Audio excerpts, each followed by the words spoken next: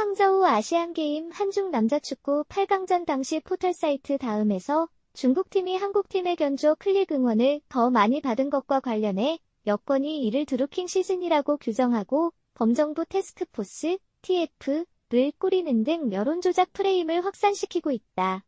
하지만 이번 사건은 드루킹 여론조작 사건과는 전혀 성격이 달라 여권이 총선을 앞두고 포털 길들이기 무리수를 두고 있다는 비판이 나온다.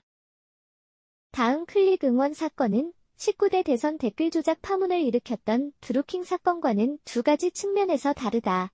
먼저 드루킹 사건은 포털 사이트 네이버의 로그인 기반 댓글 서비스 환경에서 이뤄졌다. 뉴스 댓글란은 하나의 당 하나의 의견을 표현하게끔 만들어둔 시스템인 만큼 한 사람이 여러 개의 아이디를 동원해 다수의 의견인 것처럼 꾸몄다는 점에서 포털이 업무를 방해했다고 보려지가 있었다. 드루킹 사건을 심리한 1심 법원은 마치 실제 이용자가 직접 뉴스 기사의 댓글에 대해 공감, 비공감 클릭 행위를 한 것처럼 허위의 신호 또는 부정한 명령을 발송해 정상 업무를 방해했다고 판단했다.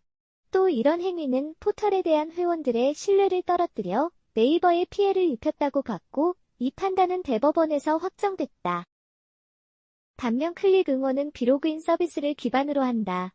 다음 스포츠의 클릭 응원이라는 기능은 로그인이 필요하지 않고 수시로 양 팀을 응원할 수도 있다. 횟수 제한도 없다. 온라인 서비스 기획 경력 20년 차인 기혁씨는 한겨레에 놀이로 기획한 서비스로 참여율을 높이기 위해 로그인을 요구하지 않는다며 온라인 여론으로 간주할 수 있는 뉴스 댓글, 온라인 여론조사 등의 서비스를 이런 방식으로 기획했다면 비판받아 마땅하지만 이번 경우는 달라 보인다고 말했다. 클릭 응원이 여론을 만들어가는 공론장이 아니라는 것도 차이점이다. 법원은 드루킹 사건에서 투명한 정보 교환과 자유로운 토론을 통해 온라인 여론을 형성하는 기능이 있다며 뉴스 댓글란을 공론장으로 봤지만 클릭 응원을 그렇게 보긴 어렵다. 민태호 변호사는 해외 IP로 대량 클릭을 발생시켜 특정 스포츠팀을 응원하는 걸 특정 의사 형성으로 연결짓긴 어렵다고 지적했다. 이 때문에 업무방해죄 자체가 성립하지 않는다는 지적도 많다. 드루킹 사건 경찰 수사팀 소속이었던 한 경찰관은 드루킹 사건은 하나의 아이디당 쓸 수 있는 댓글 수 제한이 있으니 다른 아이디를 동원하는 등 과정 자체에 업무방해의 고의성이 있었다면 이번 건은 애초에 자주 들어와서 여러 번 누르라고 만든 거라 다른 측면에서 봐야 할 것 같다고 밝혔다.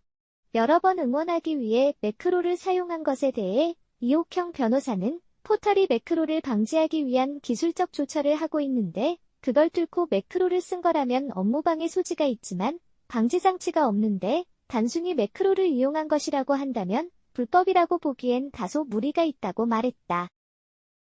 국민의힘은 중국, 북한 개입설까지 주장하고 있지만 상대팀의 클릭 응원이 더 많았던 사례는 빈번하다. 한국팀 경기력이 마음에 들지 않을 경우 상대팀을 역응원하는 경우도 있기 때문이다.